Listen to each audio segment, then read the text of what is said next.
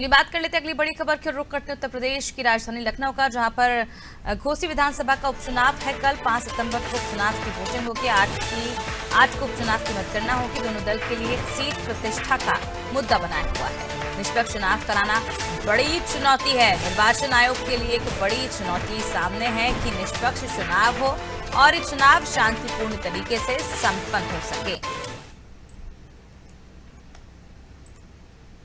तो घोसी विधानसभा का कल उपचुनाव है। 5 सितंबर को उपचुनाव की वोटिंग होगी। कल मतदान किया जाएगा और उसके बाद 8 सितंबर को मतगणना होगी। दोनों दल के लिए सीट जो है प्रत्याशी प्रतिष्ठा का मुद्दा बना हुआ है। देखने वाली बात होगी किस तरह से सीट पर बीजेपी कब्जा करती है, क्योंकि लगातार पिछले कई समय से सीट को लेकर जो तैयारियां हैं दोनों ही पार्टी की ओर से की जा रही थी। अब देखना होगा क्योंकि जो चुनाव प्रचार है वो भी थम चुका है। बीजेपी और सपा के बीच में यहाँ पर कड़ा मुकाबला देखने को मिलेगा। तो घोसी उपचुनाव का प्रचार रविवार शाम 5 बजे थम गया। अंतिम दिन भाजपा सपा के दिग्गज नेताओं ने अपनी पूरी ताकत झोंकी थी। प्रत्याशियों के समर्थन में डोर टू डोर जनसंपर्क किया और अब 5 सितंबर को यानी कि कल मतदान होगा। 8 सितंबर को परिणाम घोषित किए जाएंगे। कुल 10 उम्मीदवार मैदान में हैं। इधर जिला निर्वाचन आयोग ने गैर जिलों से आए नेताओं को जिले से बाहर जाने के निर्देश भी जारी कर दिए। तो बता दें 10 उम्मीदवार हैं उपचुनाव के दौरान और एक कड़ा मुकाबला जो है वो बीजेपी और सपा में देखने को मिलेगा। और इंतजार रहेगा 8 सितंबर का, जब मतगणना होगी और जनता क्या तय करती, जनता किस पर विश्वास जताती है, ये देखना भी दिलचस्प होगा। क्योंकि दोनों ही पार्टियों ने बड़े बड़े दावे किए हैं, वादे किए हैं, पूरे जोर से अपनी ताकत झोंकी है इस उपचुनाव के दौरान प्रचार प्रसार करने में। जानकारी के मुताबिक ये कहा जा रहा है चुनाव आयोग के द्वारा कि निष्पक्ष मतदान के लिए 239 मतदान केंद्र और 455 मतदेय स्थल बनाए गए हैं। पोलिंग बूथों के लिए रवाना हो चुकी हैं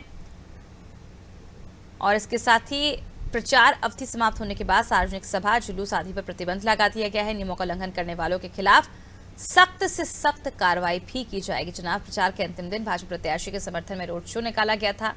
रोड शो का नेतृत्व दिल्ली के सांसद मनोज तिवारी, गोरखपुर के सांसद रवि किशन ने किया और इस दौरान प्रदेश अध्यक्ष भूपेंद्र सिंह चौधरी, कृषि मंत्री सूर्य प्रताप शाही, कैबिनेट मंत्री ए.के. शर्मा, कैबिनेट मंत्री अनिल राजभर समेत कई दिग्गज जो थे वो इस रोड शो में शामिल थे। चलिए ज्यादा जानकारी के लिए रुक कर लेते हैं संवाददाता अनूप की ओर। अनूप, कल उपचुनाव होने वाला और दोनों ही पार्टियों ने दमखम के साथ प्रचार भी किया है और 10 उम्मीदवार चुनावी मैदान में है उपचुनाव को लेकर।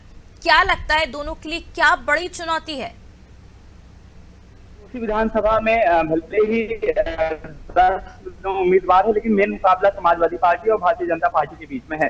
क्योंकि भारतीय जनता पार्टी के जो उम्मीदवार हैं दारा सिंह चौहान, वो कभी समाजवादी पार्टी से 2022 में चुने गए थे, लेकिन भारतीय जनता पार्टी में शामिल होने से पहले उन्होंने विधानसभा की सदस्यता से इस्तीफा दे दिया था और उसी सीट पर अब वो समाजवादी पार्टी की जगह भारतीय जनता पार्टी के सिंबल पर वो चुनाव लड़ रहे हैं और समाजवादी पार्टी के सिंबल पर दिवाकर सिंह चुनाव है। क्योंकि वो सीट समाजवादी पार्टी के खाते में थी, इसलिए समाजवादी पार्टी का भरोसा है कि वो सीट एक बार दोबारा समाजवादी पार्टी के ही खाते में आएगी। लेकिन भाजपा का कहना है कि दारा सिंह चौहान उस सीट पर भारी मतों से उनकी जीत होगी।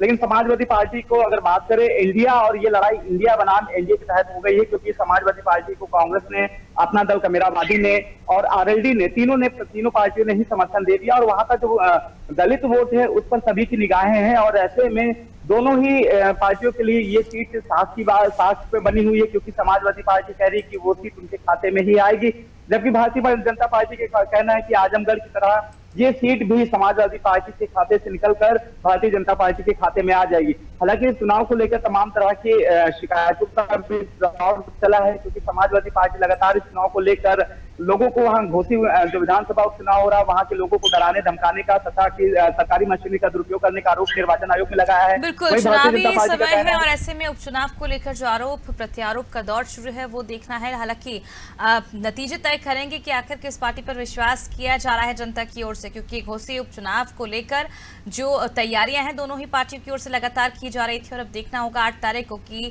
जनता जो है आरोपों पर विश्वास करती है या फिर क्षेत्रीय विधायक के कामकाज पर।